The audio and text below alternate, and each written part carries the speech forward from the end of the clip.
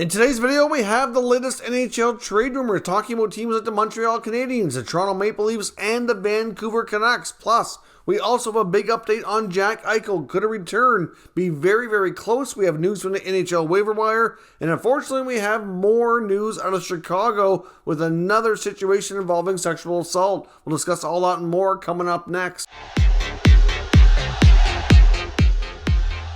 So welcome back to another video here at Top Shelf Hockey. As I mentioned, we have a variety of NHL news and rumors to talk about here today. Let's unfortunately going to kick things off with more news out of Chicago. That's not great news. We learned of another situation courtesy of ESPN. Emily Kaplan reporting yesterday that there was another situation with the Blackhawks organization that I'm surprised they never made this public. I can understand a reason why, maybe, but at the same time, to show how it was handled, maybe get a little bit of faith back in the organization would have been good as well. But back in the fall, there was another situation where they had to fire an employee over some sexual assault allegations. It happened again at the American Hockey League level in Rockford. It was a longtime Blackhawks employee, longtime athletic trainer, DJ Jones. So apparently a complaint came through on the same day that Rick Westhead's interview with Kyle Beach aired on TSN. So after seeing that interview,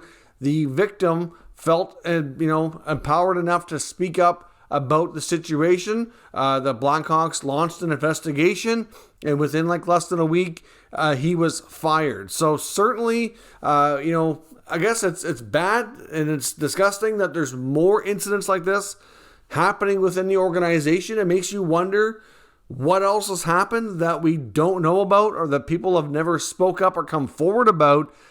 But I guess the only positive here, and it is a good thing to see that when this person spoke out about it, it was taken seriously. It wasn't covered up. They actually investigated quickly, and the person was fired over it. So at least we see those outcomes, and it's also good to see that the Kyle Beach effect of coming forward and speaking out, revealing his identity, has had some positive impacts to help empower other victims to have the courage to speak up about what's happened to them, because we know that can be an incredibly difficult situation to be in. Of course, unless you're a victim yourself, it's really, it's almost impossible to understand, I'm sure. I mean, I don't completely understand myself. I've never been in that situation. I can only imagine how difficult it would be.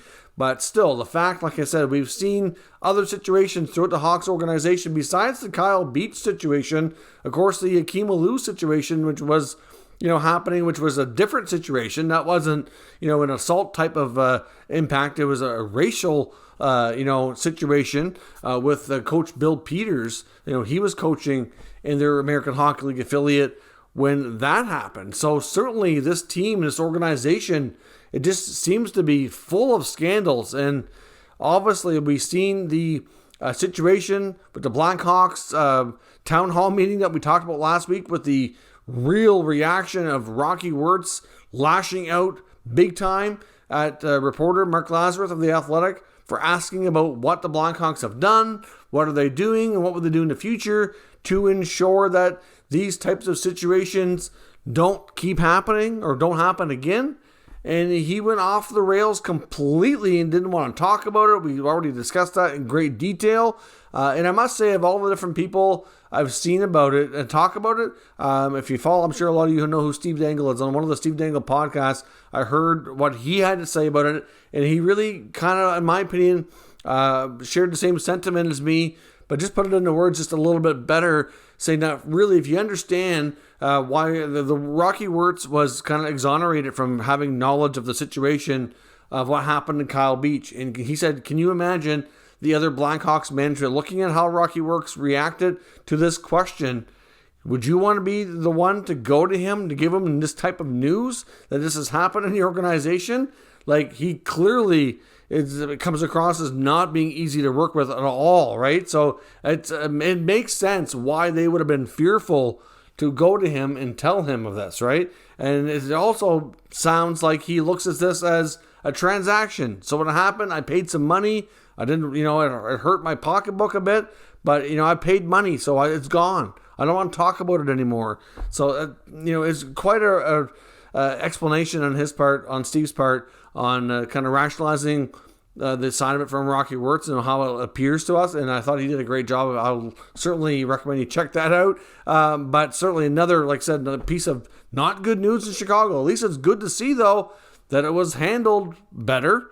And it's also good to see that Kyle Beach has had a positive effect with helping people feel empowered to speak up. That part is good.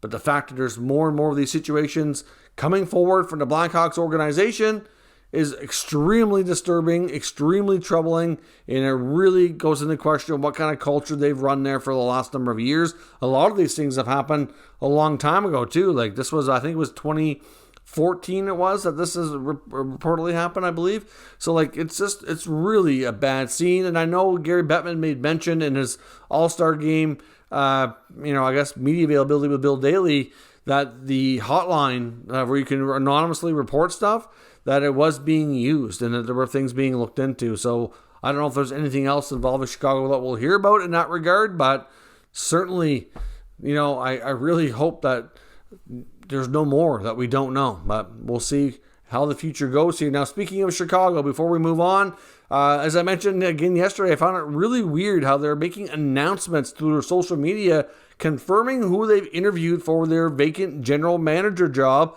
Listen to Elliot Friedman. Apparently this is more common in the NFL. I'm not a big football fan, so maybe that's the case. I wasn't aware of that. But obviously it's odd. He said maybe it's them trying to show transparency because that's something they've talked about. And maybe that's the case. It's not a big deal that they're doing it. It's just nobody else in the NHL does this. And I don't really see the point of announcing it. It's kind of odd in my opinion, but whatever. They did announce again today that they've interviewed Jeff Greenberg for the vacant GM job. Of course, he is currently an assistant GM with the Chicago Cubs. I had mentioned previously that I heard reports and some speculation that one of the people involved in their GM search was from the baseball side of the business, but I wasn't quite sure exactly who it was. Makes sense, though, that it's obviously in the Chicago area. And the other connection there, too, as well, is Jamie Faulkner, who's the president who runs the business operations for the Blackhawks organization. Her husband is an executive with the Chicago Cubs. So obviously he would be well connected to Jeff Greenberg. Obviously, we'll probably get a recommendation that way. So we'll see where that goes. So again, as we all know, connections really help you move on up the corporate ladder. Now, on to some other news. We have an NHL waiver situation today. The Islanders have placed forward Austin Czarnik on waivers. He's appeared in 11 games, put up 5 points.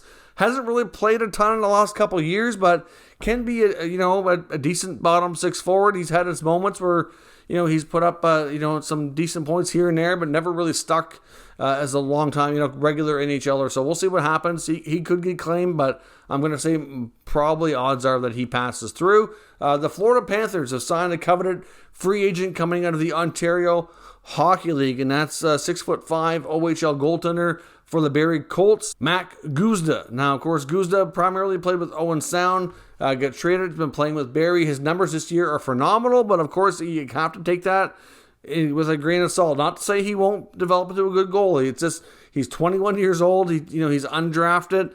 He's kind of what you call a late bloomer. So maybe it works out, maybe it doesn't. It's just I don't know that there's reason to get super excited thinking he's going to be a stud or anything like that. But it's just some of these players that come out of junior or either enter junior late or come out undrafted. There's the odd one that turns out to be a star. Some of them turn out to be an okay player. Many of them fizzle out and don't really make it. So we'll see what happens, but he does have a lot of raw potential. There was a lot of interest in this goalie from other NHL teams. Reports indicate that Roberto Luongo in his goaltending department was one of the main reasons that kind of lured him to Florida. Obviously, they have Bobrovsky, they have Spencer Knight, so they're pretty good in goal for the next while. But they did trade Devin Levi, who's a real solid goalie prospect, to the Sabres in the Sam Reinhart deal, so it allows them to kind of replace a goalie prospect in their system too. And like I said, he's got good size, he's got good potential, doing phenomenal this year, but like I said, he's also 21, so you'd expect him to be doing better too. But it's an interesting prospect for Florida to add. Now, as I mentioned, we also had a few new players added to the COVID protocol. It's not going at the rate it was before. Quinn Hughes for the Canucks has been added, as well as Evgeny Malkin for the Penguins. Apparently, Malkin ended up testing positive during the break.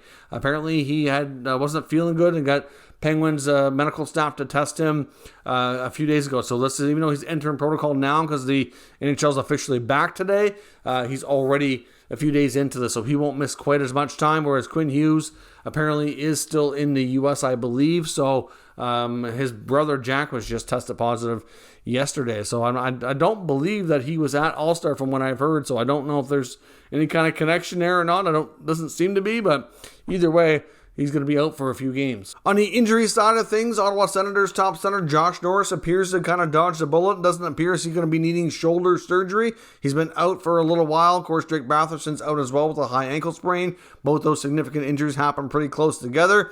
Norris wanted a second opinion, but everything's been determined to be structurally sound with his shoulder, which is good news because he did have shoulder surgery before when he was playing college hockey before signing with the Senators. So no surgery. He's going to be out for about another 2 weeks or so and should be able to return. Hopefully everything will go well for him from there. And another big injury update is Jack Eichel of the Vegas Golden Knights, which is still a little odd to say because he hasn't played yet. We haven't really gotten used to it. At least I haven't. Jack Eichel has done away with the no contact jersey and is now a full participant in practice. So that's a big development for Eichel. We had reported already last week that there was a good chance after the All-Star break that was going to happen. Well, at today's practice, it indeed did. So we'll see how everything goes. Clearly, he's going to have to be a participant, like a full participant like he is now in practice for a little while. I'm going to say at least a week or so before he'll likely be able to play, considering how long he's been off. There looks like the rumor has it, at least from ESPN, that they're targeting a Jack Eichel return around February 16th when they play the Colorado Avalanche. So we'll see. I mean, obviously that's just a target. It doesn't mean it's going to happen exactly. And of course, the big thing to watch here with the Eichel return and activation is the cap situation. He carries a big cap hit, and they are capped out into LTIR coverage, so they're going to have to move some money around here to get him into the lineup. Now, we've talked off and on about what that's going to look like. There were times we didn't know if they were going to have to do it because they've had so many different players, including Pacioretty, who's been on long-term injury reserve at some point as well. And I guess if they run into any other bad injuries in the next week, maybe it doesn't need to happen. I know I've already seen the speculation and that's likely what we're going to see, but I don't know if that's the case. I've seen some names mentioned. We've talked about Riley Smith. We've talked about Evgeny Dadonov. We even seems to be mentioning about Alec Martinez, but keep in mind, Alec Martinez is on LTIR himself. And even though that contract, based on the other guys that they've signed after signing McNabb, and they got Whitecloud and Haig, there was some speculation that maybe Martinez could find himself as tradable, and I don't know if I would go down that road, though. I mean, they really made an effort to re-sign him. He's got 2 more years on his contract. He's missed a lot of time this year. I think a lot of teams would covet Martinez for the right price, but I'm not really sure that that's the road we're going to see. I'd be quite surprised if we saw Vegas trade Alec Martinez ahead of the deadline before the playoffs. I mean, to me, he's a player they're absolutely going to want with all that playoff experience under his belt. He was a pretty vital piece here into some of the more recent playoff success. So I don't see that being the way they'll go. I personally think we'll see more likely a forward or two be moved, especially where Eichel's coming in. I know there's a lot of people that think Riley Smith will eventually get reunited with Gerard Gallant in New York. We know that they want a top 6 forward. They've been linked to other guys, a lot of other players, like Miller and Garland in Vancouver and numerous others. We know the Rangers have kind of seemed to be having a variety of conversations, kind of deciding what to do. So maybe that'll be what they do. We don't know. But watch for the Vegas Golden Knights to end up having to do something soon to get Eichel into the lineup. Now, as I mentioned, we do have some other teams to look at some trade talk here, of course, today, including Montreal, Toronto, and Vancouver. With the Montreal Canadiens first up, we have reports from Arpon Basu indicating that, of course, we talked about a lot of different guys that are likely, either likely or possible to be traded ahead of the deadline. But another name to add to that, we haven't really talked about much that he's mentioning in his latest article, is Chris Weidman, of course, who signed a 1-year league minimum contract, came over from the KHL after being KHL Defenseman of the Year last year, kind of reestablished himself, and really as a right shot, third pair guy on a cheap contract. I have no doubt that Montreal will be able to move him for, I don't know sure what they'll get in return. I don't think it'll be anything much, maybe a prospect, Maybe it's a third-round pick. I don't know what it is, but the Habs can definitely move wide, and I think there definitely will be interest. I know, like I said, he's not like a star player, but he's a good depth piece. Somebody who can run a power play if you run into injuries, or a power play 2, or just play that third pair guy, maybe give you that odd little spark once in a while. Decent puck mover, not overly big, but a good skater. So we'll see what the Habs do. I mean, we've talked a lot about, whether it be Jeff Petrie, who would like a fresh start somewhere else. Of course, we have, Artturi Lehkonen apparently getting tons of attention around the NHL. Lots of teams inquiring on him. No guarantee they trade him, of course, but he's getting a lot of interest. And, of course, you do have other players, even some with term, like a Tyler Toffoli, Mike Hoffman, Jonathan Drouin. There's been a lot of names mentioned around interest. It doesn't mean they're all going to get moved. We don't know the extent of what Gorton and Hughes are going to do here, but it's likely they are busy and do move out at least a few pieces. Some of them might be trickier than others, and that likely kind of activity is going to carry on into the offseason. Now, when it comes to the Maple Leafs, we know that we've talked a bit about how they're likely going to be looking to add on a blue line. We've talked about a variety of different options. We know they've been linked to Josh Manson, and it might turn out that they don't do anything quite so significant. We talked about the fact that they might want some Jake Muzzin insurance, so a player who can come in, doesn't necessarily have to have a big role, but is capable of picking up the minutes in case something happens to Muzzin. That would probably make a lot of sense for them. I know we talked about a potential Muzzin trade, but that's not happening now. If it did happen, that's something that I think the Leafs have to consider in the offseason, depending on their overall cap situation, which we know is tight. But a name that they're linked to, according to Vancouver media and Rick Dhaliwal, is former Leaf and current Canuck Luke Schenn. We know that Luke Schenn has made a living out of being a third pair guy on cheaper contracts here as of late. Of course, he had a chance to win in Tampa, so he's got a Stanley Cup ring to his name, which is certainly great for him. I know he was drafted quite highly for the Maple Leafs, never really quite lived up to expectations, ended up getting traded to Philly for JVR. That trade certainly worked out much better for the Leafs. JVR had some real productive goal-scoring seasons, where Luke Schenn was still playing too high of a role in Philly, and he lasted a decent amount of time, and certainly, kind of carved out a decent career, but he's never really been that, that top 5 pick that, you thought you were getting when you were drafted. But in the last number of years here, especially during his time in Tampa and Vancouver, you kind of just see that veteran guy who can be that physical style defenseman, which is what he was drafted as, and, just the guy who is reliable minutes. That you're not going to cough up the puck. You're going to get the job done. You can not really be a shutdown guy, but if you need to move up into that second pair in a pinch, you can do it. So we'll see what the Leafs do, but that is an acquisition that would give them some Muzzin insurance, and it wouldn't cost a whole lot. We know that they don't have a ton of draft picks. We know that they have some good prospects they could consider trading, but, is it the best move? It's difficult to say. If a bigger name comes along that they decide to go for instead, like a Manson or Klingberg, maybe they have to give up something else, but maybe they do something a little bit more simple. They've been doing really well. They have an excellent record.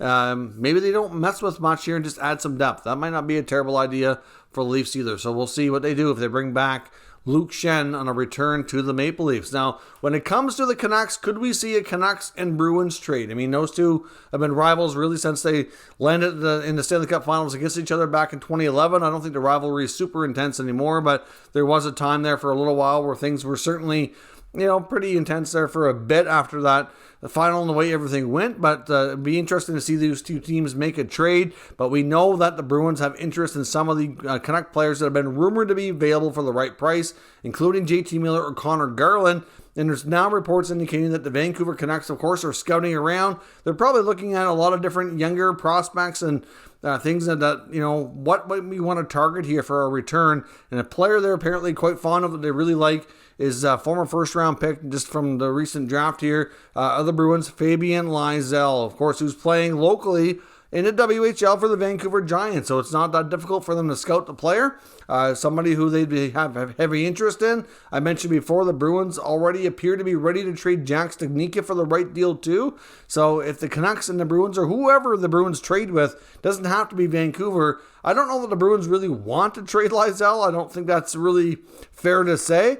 But at the same time, it depends on what you want, right? If you're going to get a player that is going to be a term and it's going to be, somebody who's going to be a big piece for you in the playoffs, you're going to have to give up something substantial. So it depends on what it's going to take to get a deal done. Like I said, I'm still not convinced that that's really something that John Sweeney, the Bruins, want to do, but it certainly makes a lot of sense why Vancouver would have interest. When they're looking at the Bruins saying, okay, we've got Lysell, we've got Studnicka, there's some pieces there that we can really like.